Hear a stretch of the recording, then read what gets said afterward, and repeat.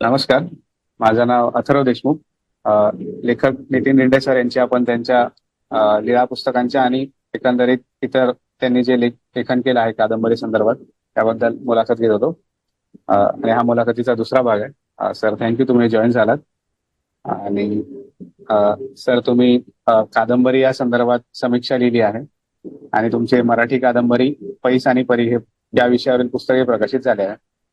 तर तुम्ही कादंबरी वाचनाकडे कसे वळलात? म्हणजे तुम्हाला कुठल्या गोष्टींनी या साहित्य प्रकारातील प्रभावित केले, जेणेकरून तुम्ही इतक्या खोलात जाऊन या साहित्य प्रकाराबद्दल वाचले आणि लेखन केले आहे? कादंबरी हा साहित्य प्रकार माझा आवडता साहित्य प्रकार आहे. मी साहित्याचा विद्यार्थी आहे आणि त्यामुळे सुरुवातीपासूनच साहित्याचे वेगवेगळे प्रकार आणि त्यांचा अभ्यास हा माझ्या सततचा अभ्यासाचा आणि वाचनाचा विषय होता. पण सुरुवातीला मला कविता हा साहित्य प्रकार जास्त आवडायचा. मी स्वतः कविता लिहायचो. जसं मला असं वाटतं की मराठीतला किंवा कुठलाही समीक्षक किंवा लेखक सुरुवात हा कवितेपासूनच करत असतो. तसं मी सुद्धा सुरुवातीला कविता लिहिल्या. पण नंतर आणि कविता वाचल्या, म्हणजे खूप कविता वाचल्या. मराठीतल्या कविता वाचल्या, हिंदी कविता वाचल्या, अनुवादित भाषांतरित इतर भाषांमधल्या अर्थातल्या काही कविता वाचल्या. जगातले मोठे मोठे कवी जे जे कानावर आले ते सगळे मिळवून वाचायचा मी प्रयत्न केला. नंतर मग हळूहळू मला कादंबरीमध्ये रस वाटायला लागला. कादंबऱ्याही मी मराठीतल्या सुरुवातीला म्हणजे BA ला असतानाच जवळजवळ मराठीतल्या महत्वाच्या लेखकांच्या सगळ्या कादंबऱ्या वाचलेल्या होत्या. पण नंतर मग मी MA करण्यासाठी मुंबई विद्यापीठामध्ये आलो आणि तिथे मला मित्र भेटले. माझ्यासोबत माझे जे वर्गमित्र होते, अभिजित देशपांडे आणि मन्या जोशी. तर त्याच्यामध्ये अभिजित माझ्यासारखाच परभणीहून आलेला होता. मी सुद्धा बाहेरगावूनच मुंबईमध्ये आलो होता MA करत असताना. पण मन्या माझं घेतला होता आणि तो 12वी पर्यंत इंग्रजी माध्यमात शिकलेला होता आणि त्याचं इंग्रजी वाचन होतं. त्यामुळे मग आम्ही इंग्रजी कादंबऱ्या तो जे सल्ले द्यायचा, तुझी नावं सांगायचा, त्या कादंबऱ्या वाचायला लागलो.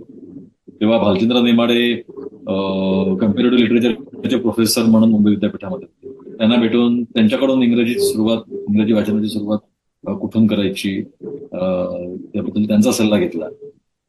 त्यांनी मला क्लासिक्स पासून वाचायला सांगितलं. बिलिव्हर्स ट्रॅव्हल्स, डॉन किहोते पासून सुरुवात कर असं मला सांगितलं. तर अशा प्रकारे वेगवेगळ्या मित्रांकडून आणि गुरुजनांकडून ज्येष्ठांकडून जे मिळालं त्यातून मी वाचन माझं कादंबरीचं वाढलं. नंतर मला असं वाटायला लागलं की कादंबरी हा साहित्य प्रकार म्हणजे त्यामधली रुची माझी जास्त वाढत गेली. त्याचं एक कारण कदाचित असं असतं की आपल्याला सतत नवं काहीतरी हवं असतं आणि कादंबरीत जे नवं मला मिळत होतं, कवितेत नवं नसतं असं मी म्हणणार नाही, नाटकात नवं नसतं असं मी काही म्हणणार नाही. पण नाटक मी पूर्वीपासूनच कमी वाचायचो आणि कमी पाहायचो. पण कविता मात्र मी भरपूर वाचायचो. पण कादंबरीत जो त्या नव्या गोष्टी मला मिळत होत्या त्या जास्त अपील झाल्या. म्हणजे मला एक तर असं वाटलं की कादंबरी हा ह्या काळाचा, या युगाचा साहित्य प्रकार आहे. आणि असं मीच नाही, म्हणजे मला वाटलं तरी मीच म्हणणारा पहिला नाही, तर हे गेल्या 150-200 वर्षांपासून लोक म्हणतायत, समीक्षक म्हणतायत की कादंबरी हा आधुनिक काळाचा एक प्रकार. तर ते मला पटलं असं आपण म्हणूया. याचं कारण असं की आपल्या जगण्याच्या ज्या वेगवेगळ्या परी आहेत आणि या जगण्यामधून येणारा जो एक प्रकारचा काय म्हणूया त्याला आपण, एक प्रकारे म्हणजे जीवनाबद्दलचं जे काही दर्शन आपल्याला घडतं त्याच्या ज्या वेगवेगळ्या परी आहेत त्या परी मला कादंबरीत अधिक वैविध्यपूर्ण रीतीने भेटायला लागल्या. म्हणजे मराठी कादंबरी, हिंदी कादंबरी असेल, बंगालीतल्या वगैरे भाषांतरित कादंबऱ्या असतील आणि नंतर मग मी वाचायला लागलो तर लॅटिन अमेरिकन आणि युरोपियन कादंबऱ्या असतील. तर या कादंबऱ्यांमधून लेखक काय काय साधू पाहतात याच्या इतक्या वेगवेगळे उदाहरणं माझ्या समोर यायला लागली. ते कुठल्या जीवनाचं दर्शन घडवतात, ते कोणत्या प्रकारची भाषा वापरतात, ते कोणत्या प्रकारचं वास्तव रचतात, कारण शेवटी कादंबरी ही रचलेली असते. तर याच्या इतक्या वेगवेगळ्या परी लक्षात यायला लागल्या की, आणि मग मला असं वाटायला लागलं की कादंबरी या साहित्य प्रकाराची जी खासियत आहे, कादंबरी हा साहित्य प्रकारच मुळात असा आहे की ज्यातून आपण असं म्हणूया की ज्याला अमर्याद शक्यता आहे कादंबरीला, आणि त्याला कुठल्याही प्रकारच्या मर्यादा नाही आहेत. कुठल्या प्रकारची बंधनं नाही आहेत साहित्य प्रकार म्हणून, रचनेची, रूपाची, घाटाची, फॉर्मची. आणि त्याचा पुरेपूर वापर हे लेखक लोक करतायत. नेमकं त्याच वेळी आपला जो मॉडर्न काळ आहे, मॉडर्निस्ट अशा प्रकारचा जो काळ होता, तो मागे पडून पोस्ट मॉडर्न जाणीवा या सगळ्या युरोपियन आणि पाश्चात्य लेखकांमध्ये मोठ्या प्रमाणावर वाढीस लागली. त्यामुळे निर्मितीच्या अनंत शक्यता खुल्या झालेल्या होत्या आणि त्या सगळ्या त्या लेखकांच्या साहित्यात मला दिसत होत्या. त्यामुळे मी झपाटल्या कादंबऱ्या वाचायला. तर ही पर्सनल आहे, व्यक्तिगत आवड आहे. पण त्याची कारणही अशा प्रकारची होती. आणि सर, तुम्ही आता म्हणालात की कादंबरी हा आजच्या काळातला साहित्य प्रकार आहे. तर म्हणजे नेमकं कसं, म्हणजे आधीच्या काळात तो नव्हता किंवा म्हणजे त्याचं काय, असं काय वाटतं की आजच्याच काळातला आहे तो? नाही नाही नाही, कसं असतं की साहित्य प्रकार येतात, काही पूर्वी चालत आलेले असतात, काही नव्याने जन्म घेतात. पण प्रत्येक काळामध्ये काही साहित्य प्रकार हे जास्त डॉमिनंट होतात असं आपल्याला दिसेल. आता मला एक काय वाटत होतं, कदाचित असंही असेल, म्हणजे मगाशी मी तुम्हाला उत्तर देताना एक गोष्ट माझ्या मनातनं निसटली, ती नंतर आता माझ्या मनात आली, ती आधी सांगतो आणि मग ती याला जोडून देतो या उत्तराला. की कविता आणि कादंबरी या दोन्ही साहित्य प्रकारांची प्रकृती मुळात वेगळी आहे. कविता हा प्रकार अधिक आत्मनिष्ठ आहे, निदान आधुनिक काळात तरी कविता ही आत्मनिष्ठ आहे. म्हणजे मध्ययुगीन काळामध्ये आपल्याकडे शाहीर लोक लावण्या लिहायचे, राम जोशी लावणी लिहायचा.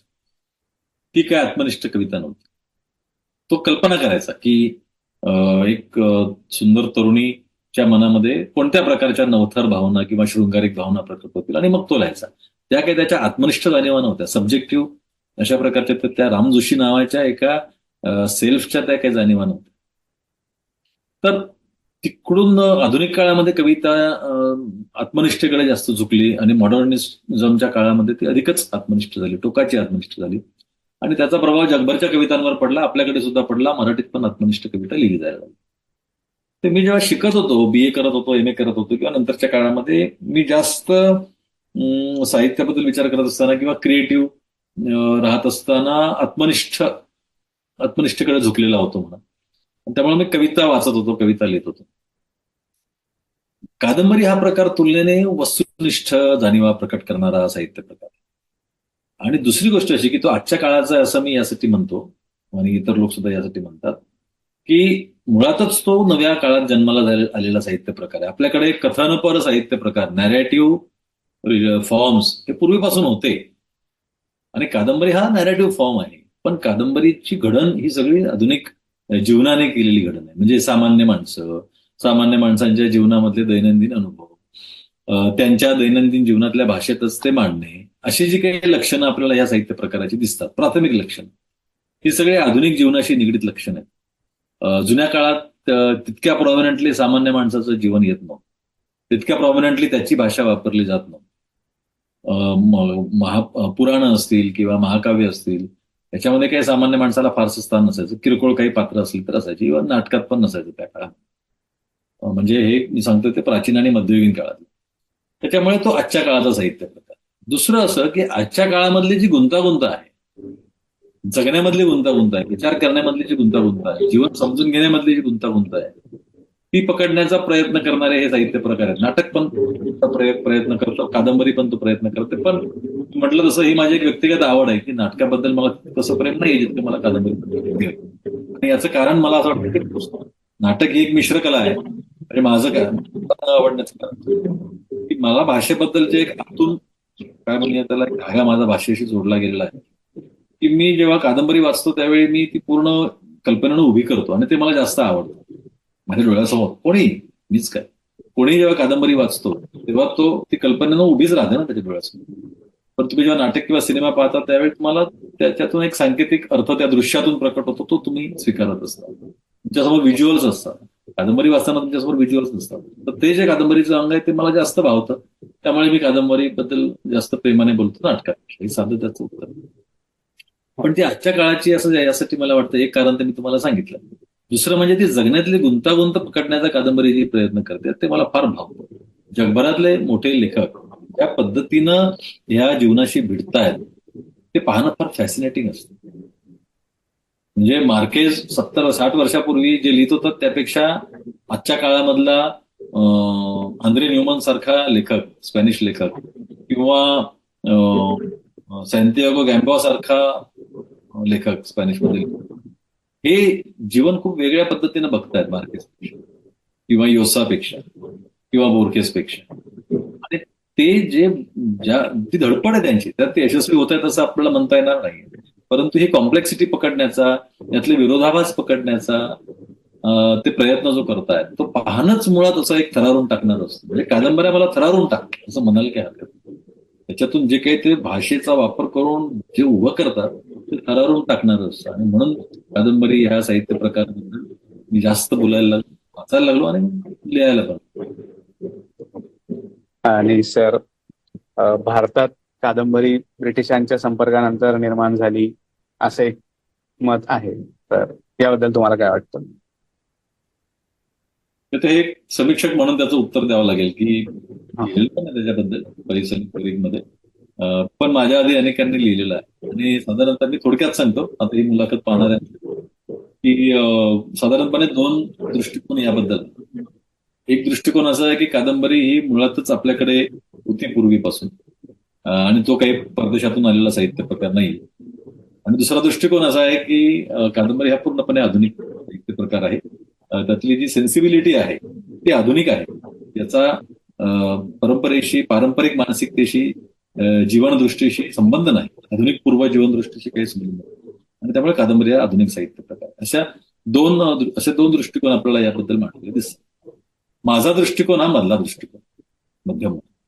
मला असं म्हणायचं आहे की कुठलाही साहित्य प्रकार हा असा ह्या कालखंडापासून सुरू झाला आणि त्याच्या आधी अजिबातच अस्तित्वात नव्हता असं आपल्याला म्हणता येणार नाही. आधी जे साहित्य प्रकार अस्तित्वात होते त्या साहित्य प्रकारांशी नव्या साहित्य प्रकाराचं नातं असू शकतं. मी म्हटलं त्याप्रमाणे नॅरेटिव्ह फॉर्म्स हे आपल्याकडे आधी पण होते. आख्यानं होती, पुराणं होती, खंडकाव्य होती, आणि आधुनिक काळात कादंबरी आहे, कथा आहे, हे वेगवेगळे साहित्य प्रकार आहेत. पण आजच्या आपल्या भारतीय भाषांमध्ये लिहिल्या जाणाऱ्या कादंबरीमध्ये आपण जर का त्या कादंबरीचा उगम तपासला, 19व्या शतकात जनरली असं मानलं जातं, आणि ते खरं आहे की भारतातल्या सगळ्या भाषांमध्ये कादंबरी सुरुवातीला 19व्या शतकात लिहिली गेली. तर 19व्या शतकाच्या शतकामध्ये सुरुवातीला लिहिल्या गेलेल्या कादंबऱ्यांचा जर का आपण जरा बारकाईने विचार केला तर आपल्याला असं दिसेल की त्या काळातल्या लोकांनी हे जे डिव्हाइसेस असतात, कादंबरीकार नॅरेटिव्ह डिव्हाइसेसचा वापर करतो आणि कादंबरी लिहितो, भाषेचा वापर करतो आणि कादंबरी लिहितो. तर भाषेचा वापर कसा करायचा, त्याला कुठले नॅरेटिव्ह डिव्हाइसेस उपलब्ध आहेत, तर त्याला परंपरेनं आलेले नॅरेटिव्ह डिव्हाइसेस सुद्धा उपलब्ध होते.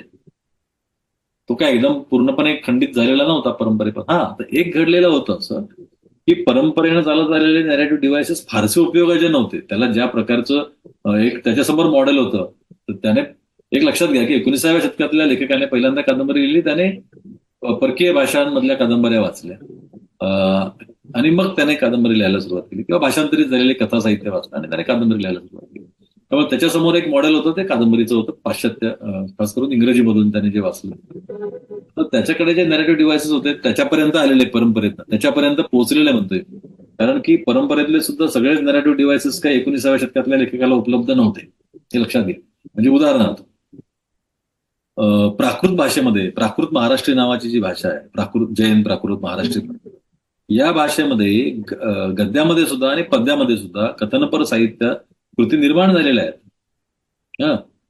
वसुदेव हेंडी सारखी साहित्य कृती असेल, समराईच्य कहा सारखी साहित्य कृती असेल, आणि आधुनिक समीक्षक ज्याला विवेकवादी दृष्टिकोन असं म्हणतात, जीवनाचं विवेकवादी दृष्टिकोनातून दर्शन घडवणे, धार्मिक दृष्टिकोनातून नव्हे, तर ते आपल्याला त्या कादंबऱ्यांमध्ये पण काही प्रमाणात दिसतं, त्या लेखनामध्ये पण काही प्रमाणात दिसतं, बऱ्याच प्रमाणात दिसतं. म्हणजे तिथली पात्र ही माणसं म्हणून त्यांच्याकडे पाहिलं जातं. अगदी जातक कथांमध्ये सुद्धा माणसं आपल्याला भेटतात. तेव्हा विवेकशील दृष्टिकोन किंवा विवेकवादी दृष्टिकोन, किंवा लीळाचरित्रासारखं आपलं पुस्तक आपण जर घेतलं, चरित्र आहे ते, पण त्यातल्या माणसांचं चित्रण करत असताना जी भाषा वापरली जाते, जी डिव्हाइसेस वापरतात अशा प्रकारच्या ह्याच्यात, तर ते बऱ्यापैकी विवेकशील भाषिक वापराशी जुळणारे आहेत. त्यामुळे आपल्याकडे अजिबातच त्या प्रकारचा भाषिक वापर होत नव्हता रॅशनल असं आपल्याला म्हणता येणार. काही वैशिष्ट्ये ही आपल्याकडे होती, ती घेतली गेली. परंतु एक सगळ्यात महत्वाचं म्हणजे सेक्युलर अशा प्रकारची जीवनदृष्टी आणि सामान्य माणसाचं दैनंदिन जीवनातले बारकावे टिपणारा वास्तववाद. वास्तव म्हणजे पुन्हा आपल्याकडे बरेच गैरसमज आहेत वास्तववादाबद्दल, सोडा. पण तशा प्रकारचा वास्तववाद हा आपल्या लेखकांनी पाश्चात्य म्हणजे इंग्रजी, पाश्चात्य म्हणण्यापेक्षा इंग्रजीच त्यांनी जास्त वाचलं. तर इंग्रजी कादंबऱ्या त्यांनी ज्या वाचल्या, ज्या त्यांना उपलब्ध झाल्या, त्यातल्या काही अगदी दर्जेदार नव्हत्याही, इकडचे काही दुय्यम दर्जाचे लेखकही यांनी वाचले. तर त्याचं अनुकरण करत ते गेले आणि त्यातून मग भारतीय भाषांमध्ये कादंबऱ्या निर्माण झाल्या असं आपल्याला म्हणता येईल. त्यामुळे तो पूर्णपणे पाश्चात्य साहित्य प्रकार आहे असंही म्हणता येत नाही. तो पाश्चात्यांकडून आपण घेतला, पण त्याच्यामध्ये आपलेही काही वैशिष्ट्ये आपण मिसळलेली असं म्हणता येईल. हो. आणि सर, तुम्ही आता त्याचा उल्लेख केलाच की देशीवाद, वास्तववाद हे शब्द आपण खूप वेळा ऐकत असतो मराठी साहित्याच्या संदर्भात. तर यांचा कादंबरी या साहित्य प्रकाराशी कसा संबंध आहे असं तुम्हाला वाटतं, किंवा कशा प्रकारे तो व्यक्त होतो त्यातून? खरं म्हणजे हा विषयच मुळात असा आहे, म्हणजे वास्तववाद हा विषय किंवा वेगळ्या मुलाखतीचा विषय असेल किंवा भाषणाचा, देशीवाद हा एका वेगळ्या भाषणाचा. आता मी काहीतरी बोलायचं आणि मग त्याचा लोकांनी आपापल्या पद्धतीने अर्थ काढायचा असं जे मराठीत नेहमी होतं तसंच होईल. पण तरी मी प्रयत्न करतो. मी मगाशी असं म्हटलं आणि ते त्यावर मी ठाम आहे की वास्तववाद काय किंवा देशीवाद काय याचं सुलभीकरण फार केलं जातं. आपण वास्तववादाचं सुरुवातीला बोललो, देशीवाद थोडंसं वेगळं ठेवू, बाजूला ठेवू. वास्तववाद या शब्दाचा इतका विचित्र आणि वेगवेगळ्या प्रकारे अर्थ आपल्या मराठीमध्ये घेतला जातो. जसं तो आमचे एक मित्र आहेत हेमंत दिवटे, त्यांनी परवा फेसबुकवर पोस्ट लिहिलेली, मी काल काही दिवसांपूर्वी लिहिली, कालच माझ्या नजरेस ती पडली, की लोकांना, मराठी लेखकांना कधी कळेल की वास्तववादी लिहू नये, कारण वास्तववादी साहित्य अभिजात होऊच शकत नाही असं त्यांनी म्हटलं. मला मोठं आश्चर्य वाटलं. म्हणजे एकतर त्यांचा वास्तववाद या शब्दाबद्दल पण गोंधळ आहे आणि अभिजात या शब्दाबद्दल पण गोंधळ आहे. अभिजाततेचा वास्तववादी असणं नसणं याच्याशी काही संबंध नसतो.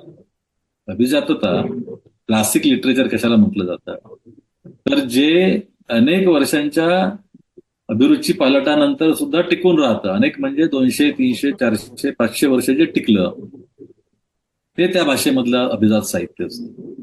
त्या एखाद्या साहित्य कृतीमध्ये दर पिढीतल्या लोकांना आपलं काहीतरी आहे असं वाटतं, दर पिढीतले वाचक त्या साहित्य कृतीशी नातं जोडू शकतात, तेव्हा ती साहित्य कृती ठरते. ती वास्तववादी असली काय किंवा नसली काय हा एक वेगळा मुद्दा आहे. वास्तववादी पुस्तक सुद्धा अभिजात मानलं जाऊ शकतं. तर त्यामुळे त्याचा तसं काही संबंध नाही. तर शेषांची आई हे पुस्तक मराठीचं क्लासिक पुस्तक आहे. किती तुम्ही वाचलं नाही तरी त्याला क्लासिक म्हणून दर्जा आहे. तर त्यात ते तर वास्तववादीच आहे. तेव्हा तसा काही त्याचा संबंध नसतो. अभिजात हे पूर्णपणे वेगळी कोटी आहे.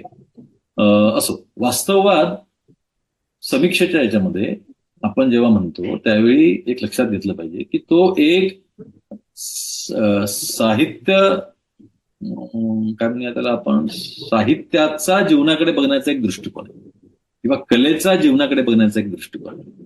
मुळात तो कलेचा जीवनाकडे बघण्याचा एक दृष्टिकोन आहे आणि तो चित्रकलेमध्ये निर्माण झालेला आहे सुरुवातीला. पण जर वास्तववादाची खरी कल्पना जर पाहिली साहित्यामध्ये पण तो होता. म्हणजे उदाहरणार्थ अरिस्टॉटलने जी अनुकृतीची कल्पना मांडली होती, तर मायमेटिक लिटरेचर, तर ती त्याच्यातूनच पुढे वास्तववाद निर्माण झालेला आहे किंवा तेच वास्तववादी सिद्धांताचं मूळ आहे. तर त्याचं बेसिक काय आहे सूत्र? त्याचं मूलभूत सूत्र असं आहे की आपण जे जीवन जगतो किंवा आपण जे पाहतो त्याची अनुकृती कला किंवा साहित्य करत असतो. आता संबंध चित्रकलेमध्ये जो रिअलिझम आला तो त्याच विचाराने पुढे आलेला होता आणि तो रेनेसान्सच्या काळामध्ये निर्माण झालेला होता. चित्रकलेमधला रिअलिझम नंतर, अरिस्टॉटलच्या खूप नंतर, की ज्या ठिकाणी तोपर्यंत म्हणजे ज्याला आपण म्हणतो ना की पर्स्पेक्टिव्ह, चित्रकलेला पर्स्पेक्टिव्ह मिळाला आणि त्यातून एका विशिष्ट पर्स्पेक्टिव्ह मधून समोर दिसणारं दृश्य कसं आहे, कसं दिसतंय, प्रत्यक्षात कसं आहे ते नव्हे, तर एका पर्स्पेक्टिव्ह मधून ते कसं दिसतंय ते तो चित्रकार कागदावर मांडण्याचा प्रयत्न करतो. कारण प्रत्यक्षातलं दृश्य हे 3 डायमेन्शनल असतं, त्रिमितीय असतं आणि कागदावर चित्रकार काढतो ते त्रिमितीमध्ये काढतो. तर त्रिमितीय दृश्याचं द्विमितीमध्ये रूपांतर करत असताना ते त्रिमितीय वाटलं पाहिजे. ह्या दृष्टिकोनातनं तो त्या चित्राची ज्या प्रकारे रचना करेल, ज्या छटा वापरेल, रेषेचा वापर करेल, तो वास्तववाद. म्हणजे त्यातून ते चित्र त्याला ते खरं वाटलं पाहिजे असा त्यामागचा मूळचा हेतू आहे. आता जेव्हा साहित्यामध्ये हा वास्तववाद आला तेव्हा तो काय साधण्याचा प्रयत्न करत होता आधुनिक साहित्यात, खास करून कादंबरीत, कारण कादंबरीनेच वास्तववाद आणलाय साहित्यात. कलेतला वास्तवात साहित्यामध्ये आणण्याचं काम 18व्या-19व्या शतकातल्या कादंबरीने केलेलं, 19व्या शतकात खास करून युरोपमधल्या. तर तिथे त्यांच्याकडे भाषा आहे, त्यांच्याकडे रंग आणि रेषा नाही आहे. लेखकाकडे भाषा आहे. त्या भाषेचा वापर अशा प्रकारे करायचा की त्याला जे दिसतं आहे, त्याला जे दिसतं आहे ते प्रत्यक्षात काय आहे ते नव्हे, त्या लेखकाला जे दिसतं आहे ते तो भाषेमध्ये रूपांतरित करण्याचा प्रयत्न करतो. तो अनुभव म्हणा, ते दृश्य म्हणा, ते तो रूपांतरित करण्याचा प्रयत्न करतो. आणि ते करण्याकरता तो भाषेचे जे काही डिव्हायसेस वापरेल, भाषा आधाराला घेऊन माध्यम आहे, त्याचे जे काही वेगवेगळे डिव्हायसेस वापरेल, त्यातून वास्तववाद घडतो. त्याला वास्तववाद असं म्हणतो. आता आपल्याकडे जर आपण विचार केला तर वास्तववादाचा अर्थ काय घेतात, तर मी जे जगलो ते मी लिहिलं, झाला वास्तव. हे चुकीचं आहे. म्हणजे लिहिणारे पण चुकीचा अर्थ घेऊन लिहित आहेत आणि वास्तववादाला शिव्या घालणारे पण चुकीचा अर्थ घेऊन घालतायत. वास्तववादामध्ये क्रिएटिव्हिटी असतेच. तुम्ही जेव्हा एक लक्षात घ्या की सखाराम सकाळी उठला किंवा सखाराम सकाळीच उठून तयार झाला आणि तो खुंटीवरचा कासरा त्याने खांद्यावर टाकला आणि तो शेताकडे निघाला, असं एक वाक्य आहे एखाद्या कादंबरीमध्ये. तर ही टिपिकल ग्रामीण कादंबरी आहे. हे वाक्य वाचल्या वाचल्या आपल्याला कळतं. आणि तो लिहिणारा जो आहे तो मी वास्तव लिहितोय असं समजूनच लिहितात. आता हे लक्षात घेतलं पाहिजे की प्रत्यक्षातला सखाराम, प्रत्यक्षातलं शेत, प्रत्यक्षातला कासरा, प्रत्यक्षातली खुंटी हे वेगळं जग आहे.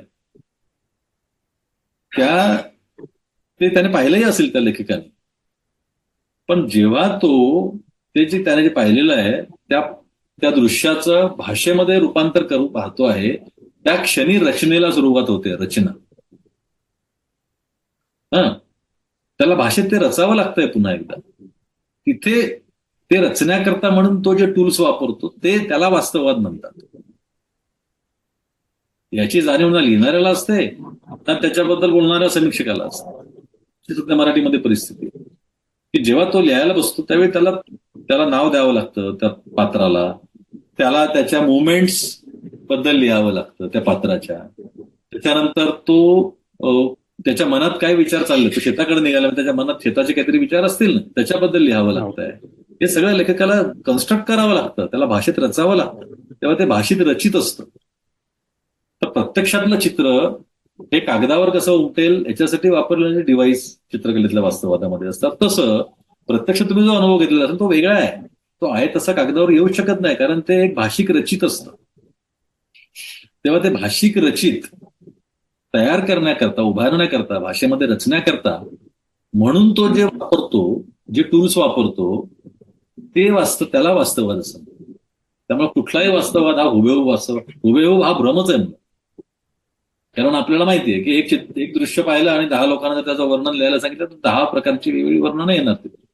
कशाला तुम्ही वास्तव म्हणणार त्यातलं? प्रत्येक गोष्ट वास्तव आहे ती. तर त्याने जे म्हटलेलं आहे, त्याने जे बघितलेलं आहे ते त्याला रचायचं आहे. ते तो त्याच्या पद्धतीने रचतोय, त्याच्या आकलनानुसार रचतोय, त्याला दिसलं त्यानुसार रचतोय.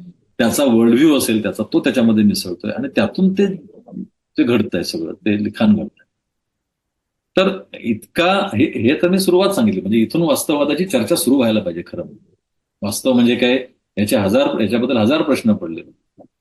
पण आपल्याकडे जे लिहिणारे लेखक आहेत त्यांना सुद्धा ते प्रश्न पडत नाहीत. ज्या ठिकाणी कादंबऱ्या आपल्याकडे लिहिल्या जातात सो कॉल्ड वास्तववादी, त्या वास्तववादी नाहीच आहेत. तो लेखक कुठलीच मेहनत घेत नाही ते लिहिण्यासाठी. त्याने घ्यायला पाहिजे. तो काय करतो की तो म्हणजे मेहनत घेत नाही म्हणजे कॉन्शियस नाही येतो. मला असं नाही म्हणायचं की त्याने खूप कष्टपूर्वक लिहावं आणि त्याने वेगळं बदलून टाकावं. He is not conscious about his process. जे लिहितो, जे त्याने पाहिलेलं आहे किंवा जे त्याने अनुभवलेलं आहे ते भाषेमध्ये रूपांतरित होताना त्याच्यामध्ये बदल व्हावाच लागतो. तो काय होतोय याच्याकडे तो कॉन्शियसली बघतच नाही. तो बघत नसल्यामुळे त्याला काय वाटतं, मी जे जगलो तेच मी लिहिलं, असं होऊ शकत नाही. मग त्या अडाणीपणातून काही दोष कादंबरी शिरतात आणि ते आपल्याला या सगळ्या याच्यामध्ये देतात.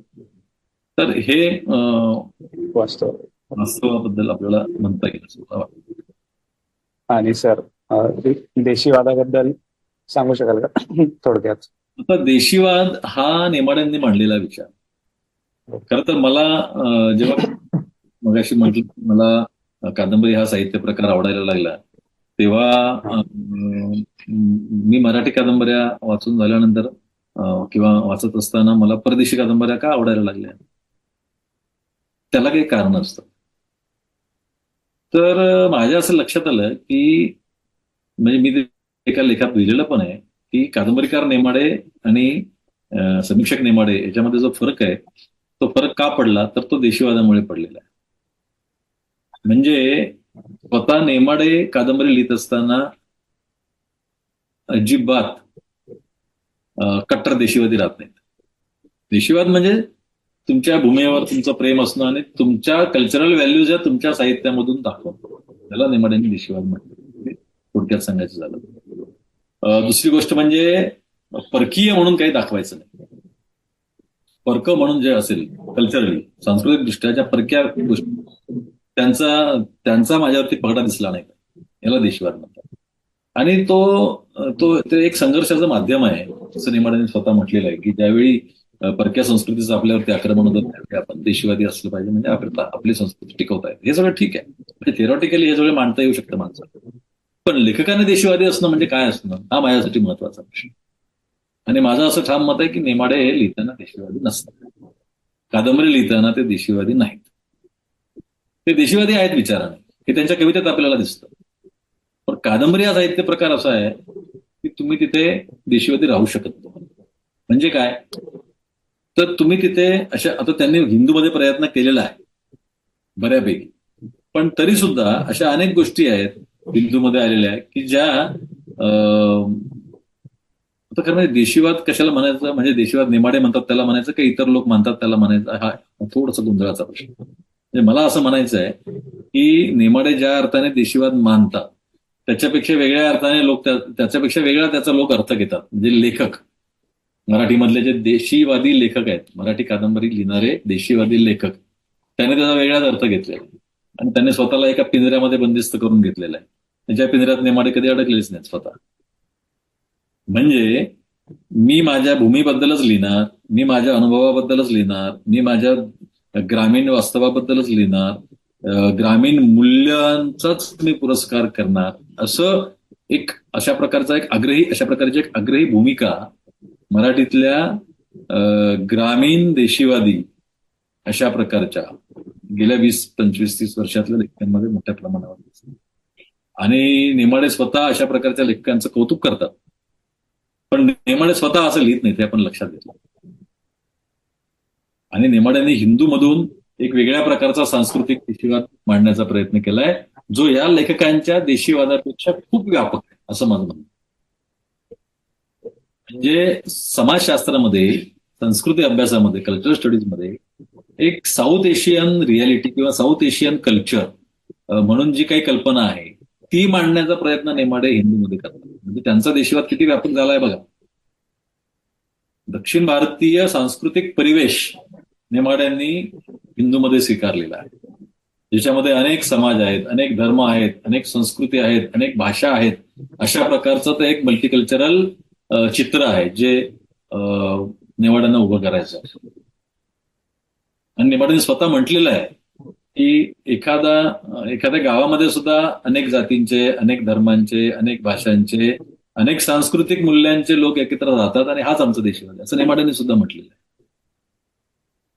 पण मराठीत ज्या सो कॉल्ड देशीवादी कादंबऱ्या आहेत त्या देशीवादी कादंबऱ्यांमध्ये आपल्याला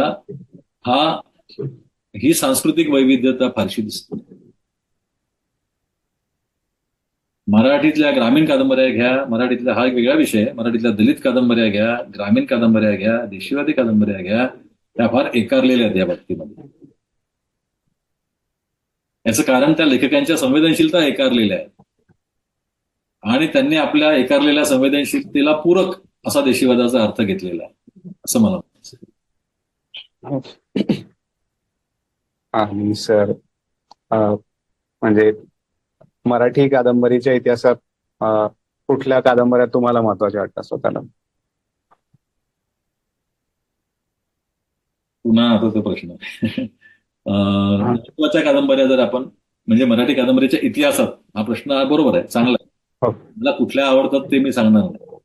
मराठी कादंबरीच्या इतिहासात अर्थात त्यातल्या मला आवडणाऱ्या असू शकतील बऱ्याचशा. कुठल्या हो. कादंबऱ्या असा तो प्रश्न. हो. तर माझ्या मते आपण सुरुवातीपासून जर बघितलं मराठीतली पहिली कादंबरी ही यमुना पर्यटन होती. 1857 सालची बाबा पदमनजींनी लिहिली. तिथपासून जर आपण सुरुवात केली तर यमुना पर्यटन ही महत्वाची कादंबरी आहे. किंवा ह. ना. आपट्यांच्या 2 कादंबऱ्या महत्वाच्या आहेत. पण लक्षात कोण घेतो ही कादंबरी त्यांची जास्त महत्वाची. त्यानंतर श्रीधर व्यंकटेश केतकरांच्या कादंबऱ्या, गोंडवनातील प्रियंवदा, ब्राह्मण कन्या या कादंबऱ्या महत्वाच्या. त्यानंतर रणांगण कादंबरी महत्वाची. त्यानंतर एक मुकुंदराव पाटलांची डड्डाशास्त्री पराणे नावाची कादंबरी आहे, जी अनेक वर्ष पुस्तक रूपाने आलीच नाही. त्यांनी दीनबंधू नियतकालिकात ती सिरियलाइज केली होती. आपल्याकडच्या वाङ्मयीन संस्कृतीच्या एकारलेपणामुळे असं साहित्य मेनस्ट्रीम मध्ये आलं नव्हतं, तर ती एक कादंबरी होती. त्यानंतर हिंदू महत्वाची, कोसला महत्वाची, म्हणजे ज्या महत्वाचे टप्पे कादंबऱ्यांचे आपल्याला दाखवता येतील अशा आहेत. त्यानंतर 743 ही महत्वाची कादंबरी. त्यानंतर एंकीच्या राज्यात एक महत्वाची कादंबरी आहे, विलासराव, अतिशय महत्वाची. त्यानंतर हे ईश्वरराव, हे पुरुषोत्तमराव ही श्याम मनोहरांची खूप महत्वाची. त्यानंतर कळ ही एक चांगली कादंबरी आहे, महत्वाची. त्यानंतर हिंदू ही एक महत्वाची कादंबरी. त्यानंतर 7 पाटील कुलवृत्तांत ही एक महत्वाची कादंबरी. मला आता जे मी असे टप्पे शोधत गेलो तेव्हा ज्या पटकन आठवल्या. आणि सर, म्हणजे तुमच्या आवडत्या आणि महत्वाच्या या वेगळ्या आहेत की कसं? म्हणजे नाही, इथल्या बऱ्याचशा माझ्या आवडत्या कादंबऱ्या. आणि सर, एक म्हणजे कादंबरी किंवा कुठलाही साहित्य प्रकार मार्केट इकॉनॉमीचा भाग होऊन जातो एका काळानंतर, असं मी असं वाचलं होतं एका ठिकाणी, असं एक मत. आणि या संदर्भात अल्बेर कामू यांची आउटसायडर ही त्या प्रकारची कादंबरी नाहीये जी भांडवलदारी वृत्तीचे किंवा मार्केट इकॉनॉमीचे अनुकरण करत नाही, असं मी वाचलं होतं एका ठिकाणी साहित्य समीक्षेच्या एका पुस्तकात. तर तर मराठीत अशा काही कादंबऱ्या आहेत का की ज्या एकदम अशा नव्या किंवा काय म्हणू आपण की अशा प्रकारच्या की आउटसायडर सारख्या? कसं आहे माहिती का, की भांडवलशाही आणि साहित्य किंवा कला यांचा विचार मार्क्सिझम मध्ये मोठ्या प्रमाणावरती झालेला आहे. म्हणजे या लोकांनी, अडोर्नोने पण त्याबद्दल विचार मांडलेले. मराठीच्या संदर्भात ते आहे तसं लागू होत नाही, पण एका वेगळ्या बाजूने आपण तसा विचार करू शकतो. मराठीच्या संदर्भात आहे तसं लागू का होत नाही याचं कारण असं की मराठीमध्ये इतकी मोठी साहित्याचं मार्केट नाहीच. पण एका वेगळ्या अंगाने आपण हो, याचं उत्तर हो असं म्हणजे साहित्याचा प्रवाहाचा भाग होऊन जातात या अर्थाने आपण पाहू शकतो. म्हणजे मराठीमध्ये मुळातच आता समजा आपण असा विचार करू, मराठीमध्ये खपणारं पुस्तक हे 5,000, 10,000, 15,000, 20,000 प्रति चांगलं भरपूर लोकप्रिय झालेलं पुस्तक अशा प्रकारे या रेंजमध्ये राहील. आणि न खपणारं पुस्तक म्हणजे 200-400 प्रति संपल्या. आता किरण नगरकर नेहमी म्हणायचे की माझी 743 खपलीच नाही, 20-20 वर्ष लोकांनी विकत घेतलीच नाही, न खपलेली कादंबरी. आता लक्षात घ्या की याच्यामध्ये काय असतं की मुळात सगळ्या कलांना आणि सगळ्या साहित्याला हा धोका असतो की एखादी गोष्ट जर विकली गेली जास्त तर ती का विकली जाते, तर ती लोकांना आवडते. हे सरळ आहे. एकतर तुमच्यासाठी ती उपयुक्त असली पाहिजे. बाजाराचा नियम काय, तुम्हाला ती उपयुक्त असली पाहिजे, खरोखर गरज तुम्हाला उपयुक्त आहे म्हणून तुम्ही ती विकत घेता. किंवा तुम्हाला असं भासवलं गेलंय, तुमचं असं कंडिशनिंग झालंय किती चांगली आहे, मजेशीर आहे, म्हणजे तुमचं मनोरंजन होत आहे किंवा काय जे काय असेल आणि तुम्हाला ती आवडते, तुम्हाला ते एन्जॉय करता येते म्हणून तुम्ही ती विकत. आता हे ज्यावेळी वाढतं त्यावेळी मार्केट वाढतं, म्हणजे त्याचा नफा वाढतो. त्या नफ्याकरता मग त्या प्रकारच्या वस्तूंचं जास्त प्रोडक्शन, हाच त्यातला बेसिक आहे ना विचार. आता हा एक ट्रॅप आहे आणि हे जगभरच्या कलावंतांना आणि लेखकांना माहिती, म्हणजे चांगल्या कलावंतांना आणि जसं कामूचं तुम्ही उदाहरण घेतलं किंवा काफकाचं उदाहरण घेतलं, तर हे लेखक हे या ट्रॅपच्या बाहेरचे लेखक आहेत मुळात. ते त्या ट्रॅपमध्ये कधी अडकलेच नाही, कारण यांनी मुळात यांच्या लिखाणामागचा उद्देश काय होता हे सगळ्यात महत्त्वाचं. म्हणजे जेव्हा चंद्रकांत काकोडकर सारखा लेखक लिहितो आणि भालचंद्र नेमाड्यांसारखा लेखक लिहितो, हा, बाबा कदमांसारखा लेखक लिहितो आणि किरण नगरकरांसारखा लेखक लिहितो, तेव्हा त्यांच्या लिखाणाच्या उद्दिष्टामध्येच फरक आहेत ना. बाबा कदम किंवा चंद्रकांत काकोडकर यांच्यासमोर काही स्टिरिओटाईप्स आहेत लिखाणाचे. त्यांना त्या प्रकारचं लिहायचं आहे कारण की त्यांना त्यांचा वाचक वर्ग टिकवून ठेवायचा आहे. म्हणजे इथे मार्केट इकॉनॉमी येते, बरोबर. त्यांनी त्या प्रकारचं लिहिलं तर त्यांना वाचक वर्ग मिळणार आहे आणि त्यांच्या कादंबऱ्या विकणार, बाजारात खपणार आहे. पण नेमाडे किंवा नगरकर किंवा विलास सारंग जेव्हा लिहित होते तेव्हा ते हा विचार करत नव्हते की माझं पुस्तक विकलं जाईल, खपेल, अधिक वाचकांपर्यंत पोहोचेल. तिथे थोडा वेगळा, म्हणजे नेमाडे कोसला जेव्हा लिहित होते तेव्हा, नगरकर जेव्हा 743 लिहित होते किंवा सारंग जेव्हा कथा लिहित होते, विलास सारंग सुरुवातीला त्यांनी कथा लिहिली, तेव्हा त्यांच्यासमोर काय होतं? त्यांच्यासमोर असे स्टिरिओटाईप्स होते का लिखाणाचे आदर्श म्हणून? नव्हते. म्हणजे नेमाड्यांना आधीपासूनचे जे स्टिरिओटाईप्स होते ते मोडायचे होते म्हणून त्यांनी कोसला लिहिली, बरोबर. तर मार्केट इकॉनॉमीचा धोका असतोच साहित्याला, आणि जो जेन्युन लेखक असतो ज्याला खरोखर काहीतरी नवनिर्माण करायचं असतं ते इथे नवेपणाशी संबंध आहे त्याचा. तेच आपण नवतेची व्याख्या करू शकतो. तर नवं म्हणजे काय? वेगळं. नवं हे काय आहे? तर ही सेन्सिबिलिटी आहे माझी वेगळी, हे माझे अनुभव आहेत वेगळे, की जे वाचले जातील की नाही, जे विकले जातील की नाही याची मी फिकीर करणार नाही. मी लिहिणार, मग लोकांना हवे असतील तर ते लोक ते वाचतील. असं ज्यावेळी तुम्ही म्हणून उतरता मैदानात आणि तुम्ही तुमची साहित्यकृती लोकांसमोर आणता, तेव्हा तुम्ही त्या मार्केट इकॉनॉमीवर मात केलेली असते, तुम्ही त्या ट्रॅपच्या बाहेर पडले असते. समजलं? तर हे जे लिटल मॅगझिन मधले लोक होते यांनी पहिल्यापासून ते केलं. म्हणजे त्यांनी छोटे प्रकाशनं का काढले, मोठ्या प्रकाशकांकडे का नाही गेले? तर त्याचं कारण तेच, मोठे प्रकाशक त्यांना सांगायचे तुम्ही असं लिहा तसं लिहा, कारण ते लोकांना आवडतं. जसं मार्केटचा एक ट्रॅप असतो तसं लोकांना काय आवडतं, म्हणजे लोकांच्या अभिरुचीचा पण एक ट्रॅप असतो ना. दोन्ही एकमेकांशी लिंक असतात बरेचसे. पण मराठीत जरी मार्केट इकॉनॉमी मोठी नसली तरी सुद्धा लोक अभिरुची आहेच ना, लोकांना काय आवडतंय.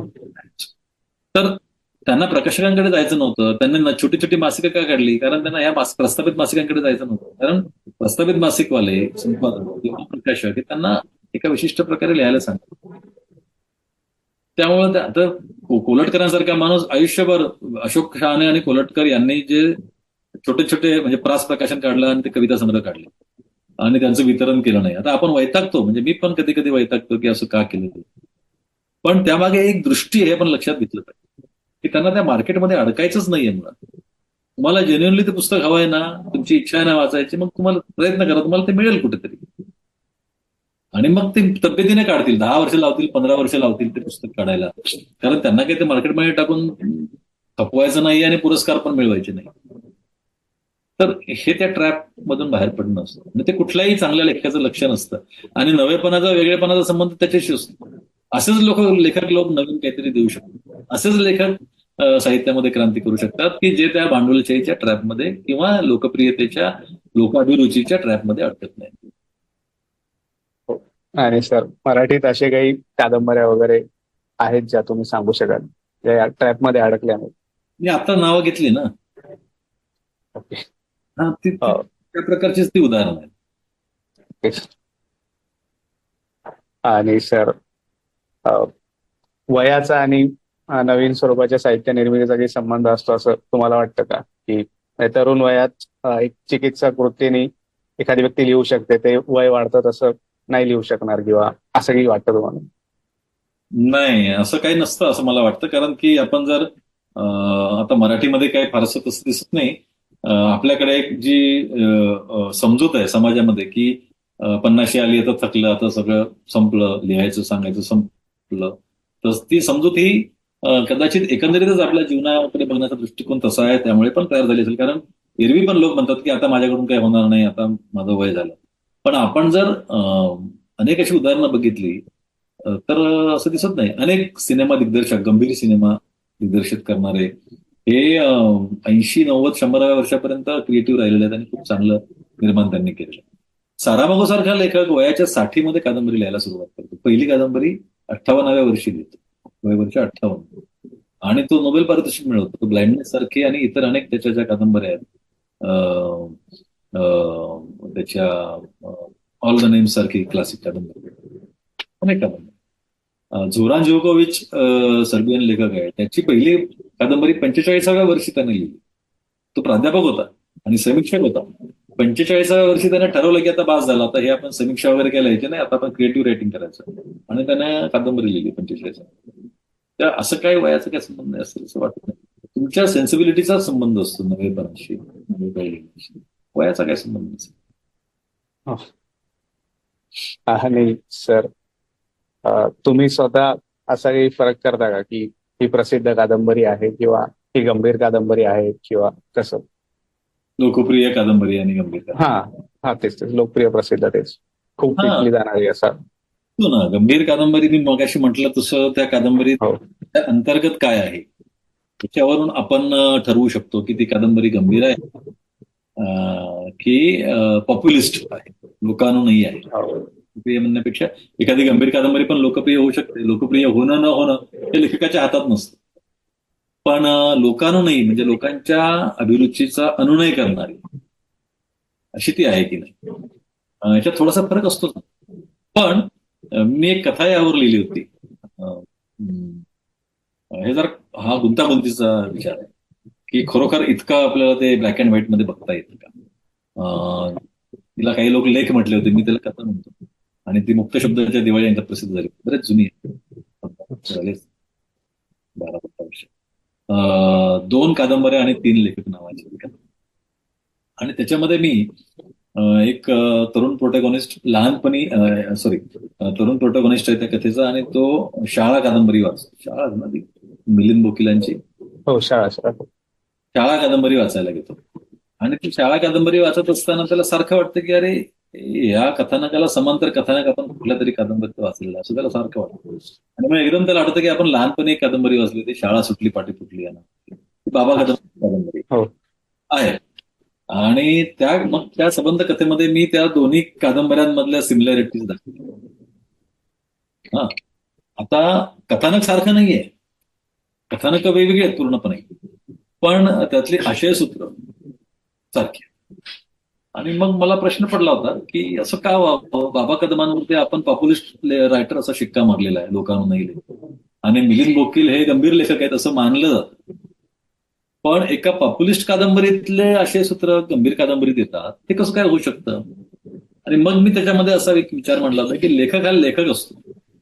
मग तो तुम्ही पॉप्युलिस्ट म्हणा त्याला किंवा तो गंभीर म्हणा, एखाद्या पॉप्युलिस्ट लेखकाच्या मनात पण काहीतरी असं असतं की बाबा माझ्याकडून काहीतरी कालजयी अशा प्रकारचं लिहून झालं पाहिजे. तर कालजयी म्हणजे ज्याला आमचा मित्र हेमंत देवटे अभिजात असं म्हणतो, कालजयी असतं. तर ते कालजयी कधी लिहून होईल तर जेव्हा असं काहीतरी त्याला निर्माण करता येईल की जे पुढच्या अनेक पिढ्यांना भावेल, ते कालजयी असेल. तर जरी तो पॉप्युलिस्ट लेखक, त्याला माहिती असतं माझा वाचक वर्ग कोण आहे, तो वाचणारा विसरून जाणार. मी 100 कादंबऱ्या लिहिला तर तो 100 कादंबऱ्या वाचेल.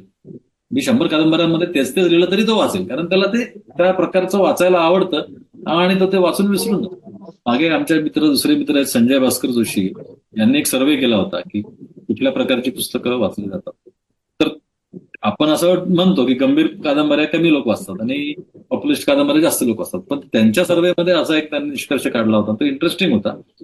लायब्ररीज मधली पुस्तकं, ग्रंथालय वाचनालयांमधली पुस्तकं त्यांनी बघितली होती की गंभीर कादंबरी ही जास्त वर्ष वाचली जाते. म्हणजे कोसला ही गेली 50 वर्षे वाचली जाते, किंवा भाऊपाध्यांची एखादी कादंबरी किंवा एखादी श्रीना पेंडसेंची कादंबरी ही गेली 70 वर्षे वाचली जाते. तेव्हा 70 वर्षामध्ये ती 100 वाचकांनी वाचली. हा, आणि वास शिरवळकरांची किंवा बाबा कदमांची एक कादंबरी, समजा बाबा कदमांची एक मॅडम नावाची कादंबरी आहे, तर ती 10च वर्ष लोकांनी वाचली, नंतर ती विस्मरणात गेली. मग लोक त्यांचीच दुसरी कादंबरी वाचायला लागली. तर त्या 10 वर्षात ती समजा एक 40 लोकांनी वाचली. ठीक आहे, पण ही 70 वर्ष वाचली जाते आणि ती 10 वर्षात लोक विसरले, त्यानंतर त्या कादंबरीला वाचक नाही, असा काहीतरी तो सर्वे होता. तर मुद्दा असा आहे की अशा प्रकारच्या साहित्याला अल्पायुष्य असतं पॉप्युलिस्ट, हे त्या लेखकाला माहिती असतं. त्यामुळे कुठेतरी त्याच्या मनात ती खंत असते, असं मी इमॅजिन केलं होतं. लेखक हा प्राणी कसा असतो हे त्याच्यातून मी थोडंसं दाखवत. त्यामुळे ते इतकं सोपं नाही, ते गुंतागुंतीचं आहे. आणि जो गंभीर लेखक असतो, जो गंभीरपणाची झूल पांघरून बसलेला असतो, आणि त्याला माहिती असतं की मी गंभीर लिहित असल्यामुळे माझ्या पुस्तकाला काही जास्त वाचक वर्ग मिळणार नाही, तर त्याच्या मनात कुठेतरी खंत असते की मला केव्हा वाचलं जाईल, मला केव्हा मोठा वाचक वर्ग मिळेल. आणि त्या लोकप्रिय लेखकाला खंत आहे की मला केव्हा कालजयी काहीतरी मिळेल. जे कॉन्ट्रडिक्शन आहे, त्या कॉन्ट्रडिक्शनमुळे असं काहीतरी खिचडी तयार होते की काय हो. सिमिलॅरिटीज दिसतात दोन्ही पुस्तक, असं मी त्यात म्हटलं. तर मुद्दा असा आहे की आहे, फरक आहे, पण तो इतका ब्लॅक अँड व्हाईट मध्ये दाखवता येत नाही, कारण शेवटी दोघांच्या मुळाशी लेखक नावाचा प्राणी आहे आणि ते गुंतागुंतीचा प्राणी आहे. इतका सोपा नाही, कॉम्प्लेक्स क्रिएचर. हो. आणि सर, वाचनाचे आणि पुस्तकांचे भवितव्य काय असेल असे तुम्हाला वाटते? वाचनाचे आणि पुस्तकाचे. पुस्तकांचे हा. पुस्तकांचे वाचनाचे आणि पुस्तकांचे भवितव्य काय असेल असे तुम्हाला वाटते? हो. ते मी लिहिल्या पुस्तकांच्या मध्ये उंबर्टो इको च्या बद्दल त्याचं एक विधान उद्धृत केलेलं आहे की पुस्तकाचा शोध हा चाकाच्या शोधासारखा आहे. काही शोध हे मूलभूत आहे. ते त्यांना कधी मरण नसतं, तसं आहे वगैरे. त्यामागे एक दुर्दम्य आशावाद आहे उंबर्टो इकोचा की वाचन कधी माणूस सोडू शकत नाही. एका अर्थाने ते यासाठी खरं आहे की आतापर्यंत मानवजातीने जी काही प्रगती केलेली आहे गेल्या 2000 वर्षांमध्ये किंवा 5000 वर्ष, जेव्हापासून तो लिहायला लागला, म्हणजे जेव्हापासून लिहिलेलं माझ्यासमोर उपलब्ध आहे वाचनासाठी, लिहायला लागला म्हणजे वाचायला लागला, तर वाचायला लागला त्याला 5000 वर्ष. तर 5000 वर्षामध्ये जो प्रगतीचा वेग मानवी संस्कृतीचा वाढलेला आहे त्याच्या मागे वाचन, हे जर आपण ध्यानात घेतलं तर वाचनाला तरणोपाय नाही असं आपण म्हणू शकतो. पण काय झालं की श्रवण हे एक माध्यम आहे, पाहणं, दृश्य हे एक माध्यम आहे, आणि आता आपल्याला असं दिसतंय की वाचनापेक्षा सुद्धा पाहणं म्हणजे व्हिडिओज पाहणं, पॉडकास्ट पाहणं, रील्स पाहणं आणि ऐकणं, ऑडिओ बुक्स ऐकणं, याच्याकडे लोक जास्त वळलेले आहेत. म्हणजे भाषेपासून लोक दुरावत आहेत वाचनापासून. ती एक प्रोसेस आहे ना, कॉग्निटिव्ह प्रोसेस आहे. तुम्ही जेव्हा कागदावरती छापलेली अक्षरं वाचता त्यावेळी तुमचा संबंध भाषेशी येतो. काय आहे भाषा म्हणजे? तिथे काही खानाखुना छापलेल्या आहेत कागदावरती, तर तुम्ही वाचता त्यावेळी तुमचा एका सिस्टमशी संबंध येतो. That is called language. भाषा ही समाजामध्ये पसरलेली एक सामाजिक व्यवस्था आहे. त्या व्यवस्थेच्या माध्यमातून तुम्ही त्या लेखकाचं काय म्हणणं आहे किंवा कुठल्या तरी विषयाबद्दल त्या ज्ञान दिलेलं आहे, त्या ज्ञान तुम्ही जाणून घेता. ते कसं जाणून घेता? तर तुम्ही त्या शब्दांचे अर्थ पहिल्यांदा त्यांचं आकलन तुम्हाला होतं, आणि शब्दांच्या अर्थाची संगती लावत लावत लावत तुम्हाला त्या सबंध लिखाणाचा आशय तुम्हाला काय तो कळतो. बरोबर आहे? आणि त्यातून तुम्हाला एक शहाणपण येतं. तर ही जी प्रोसेस आहे ना, कॉग्निटिव्ह प्रोसेस, ही फार गुंतागुंतीची आहे, ही संथ आहे, गुंतागुंतीची आहे, तुमचा जास्त कस पाहणारी आहे, तुमची जास्त इन्व्हॉल्वमेंट त्याच्यामध्ये अपेक्षित आहे. त्याच्या उलट तुम्ही जेव्हा ऐकता आणि पाहता, म्हणजे व्हिडिओ पाहता, त्यावेळी तुम्हाला इतक्या गुंतागुंत, ते पण भाषा असते, भाषेला पर्याय नाहीये. वाचनाला पर्याय असेल पण भाषेला पर्याय नाहीये अजून तरी. निदान भाषा वापरावीच लागते तुम्हाला एखाद्या गोष्टीचं आकलन करून घ्यायचं असेल तर. पण तिथे तुमच्या समोर काय असतं माहितीये का, की तुम्हाला लिपी नसते, लिपी तुम्हाला वाचावी लागत. आणि त्यामुळे त्या ठिकाणी ती कॉग्निटिव्ह प्रोसेस घडत नाही जी पाहताना घडते. पाहताना वेगळ्या प्रकारे तुम्हाला फक्त ऐकायला येतं आणि ते कळायला लागतं. तर तेव्हा मधल्या 1-2 पायऱ्या तुमच्या कमी होतात, आणि मधल्या 2 पायऱ्या कमी झाल्यामुळे इन्व्हॉल्वमेंट तुमची गरजेची नसते. तुम्हाला कल्पनाशक्ती वापरावी लागत नाही, तुम्हाला व्हिज्युअलाइज करावं लागत नाही, कारण तुमच्या समोर प्रत्यक्ष दृश्य असतात. ह्या सगळ्या गोष्टी जर लक्षात घेतल्या तर आपल्याला असं दिसतं की वाचनाला पर्याय निर्माण झालेला, आणि शिवाय एआय तर आलेलंच आहे आता. पण ह्या सगळ्या प्रक्रियेत सुद्धा जसं चाकाचा शोध आहे आणि चाक टिकलंय, चाकाचा शोध लागलाय आणि चाक टिकलंय, वरचे स्ट्रक्चर्स भरपूर बदलू दे, तसं वाचन एक बेसिक म्हणून राहिलेच असं मला वाटतं.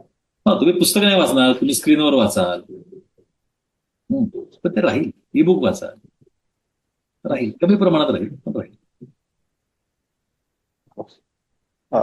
Sir, thank you. तुम्ही मुलाखत दिली आणि मला वाटतं मुलाखत खूप चांगली झाली. आणि सरांचे पुस्तक विकत घेण्याचे लिंक मी या व्हिडिओच्या डिस्क्रिप्शन मध्ये देत आहे, ज्यांना इंटरेस्ट आहे ते चेक करू शकता. Thank you sir.